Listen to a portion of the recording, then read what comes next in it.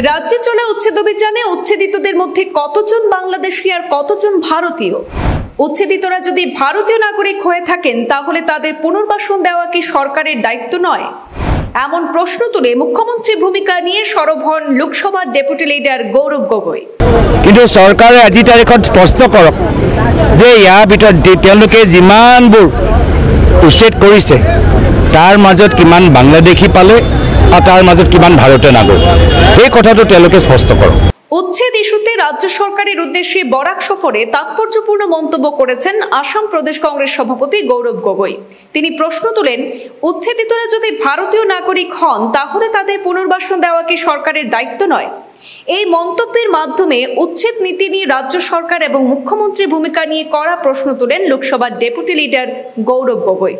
বরাক সফরে এসে গৌরব গগৈ বলেন, এ যাবৎকালে রাজ্যে যত উচ্ছেদ হয়েছে সেই উচ্ছেদিতদের মধ্যে কতজন বাংলাদেশি আর কতজন ভারতীয়? মুখ্যমন্ত্রী ডক্টর হিমন্ত বিশ্ব শর্মার উদ্দেশ্যে এমন প্রশ্ন উত্থাপন করে বিজেপি সরকারকে রীতিমতো চাপ বাড়িয়ে দিয়েছেন প্রাক্তন মুখ্যমন্ত্রী তনয় গৌরব গগৈ। তিনি সংযোজন করেছেন, উচ্ছেদিতদের মধ্যে যদি বাংলাদেশি থেকে থাকেন তাহলে আইন অনুযায়ী ব্যবস্থা নেওয়া হোক, আর উচ্ছেদিতরা যদি ভারতীয় নাগরিক হয়ে থাকেন তাহলে আইন অনুযায়ী তাদের পুনর্বাসন দেওয়া কি সরকারের দায়িত্বের মধ্যে পড়ে না? সাংবিধানিক পদে থেকে নাগরিকদের এড়িয়ে যাচ্ছে সরকার। ভোটের আগে একরকম পুনর্বাসনহীন উচ্ছেদ করে সরকার রাজ্যে কি বার্তা দিতে চাইছে প্রশ্ন খাড়া করে মুখ্যমন্ত্রী ডক্টর হিমন্ত বিশ্ব শর্মাকে কিন্তু নিশানা করে গৌরব গগৈ অভিযোগ, সাংবিধানিক পদে থেকে মুখ্যমন্ত্রী সংবিধান আইন কিছুই মানছেন না। আমাদের হাতে মন্তব্য রয়েছে গৌরব গগৈ, শুনে নেব ওনার মুখ থেকে।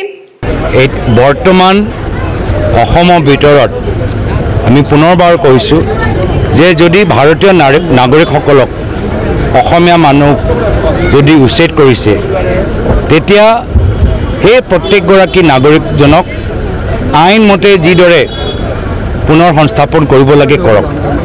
আৰু যদি তাৰ ভিতৰত উচ্ছেদৰ কাৰ্যসূচীৰ মাজত যদি কোনোবা বাংলাদেশী আছে তো বাংলাদেশী এই নাগৰিকৰ ওপৰত আইনে যি কৈছে, অসম চুক্তি আইনে যি কৈছে তাৰ মতে তেওঁলোকক ডিপৰ্ট কৰক। কিন্তু চৰকাৰে আজি তাৰিখত স্পষ্ট কৰক যে ইয়াৰ ভিতৰত তেওঁলোকে যিমানবোৰ উচ্ছেদ কৰিছে তাৰ মাজত কিমান বাংলাদেশী পালে আৰু তাৰ মাজত কিমান ভাৰতীয় নাগৰিক, এই কথাটো তেওঁলোকে স্পষ্ট কৰক।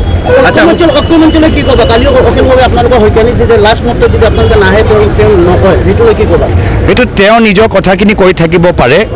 আমি বৰ্তমানৰ সময়ত আমি নিজৰ দলটোক শক্তিশালী কৰিম আৰু সকলোৰ লগত আমি ব্যক্তিগতভাৱে কথা পাতিম।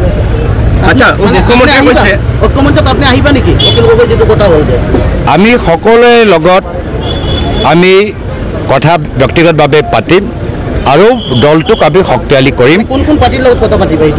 এইখিনি সব কথাটো আমি কেমেৰাৰ সন্মুখত ক'ব নোৱাৰোঁ, কিন্তু এইটো কথা স্পষ্ট যে আমি আগতেও কৈছোঁ যে কংগ্ৰেছ দল অহা বিধানসভা নিৰ্বাচন অকলে নহয়, আমি সকলোৰ লগত কথাখিনি পাতি আমি এটা ৰণকৌশল তৈয়াৰ কৰিম। আচ্ছা, মুখ্যমন্ত্ৰীয়ে কৈছে যে যোৱা 70 বছৰ কংগ্ৰেছ পাৱাৰত আছিলে কিন্তু তেখেতে ৰাইজক মাটি পট্টা দিয়া নাই। তেওঁলোকে যোৱা 10 বছৰ কাক মাটি দিলে? নিজৰ পৰিবাৰক মাটি দিলে, বিজেপিসকলে নিজৰ ভাই ককায়েকক মাটি দিলে। তেওঁলোকে যোৱা 10 বছৰ কি কৰিলে? যোৱা 10 বছৰ ভিতৰত মুখ্যমন্ত্ৰী কৰৰপতি হৈ গ'ল। এইখিনিয়ে তেওঁলোকৰ ফল, এইখিনিয়ে তেওঁলোকৰ ৰিজাল্ট। তো সেইকাৰণে ৰাইজে বিকল্প বিচাৰিছে।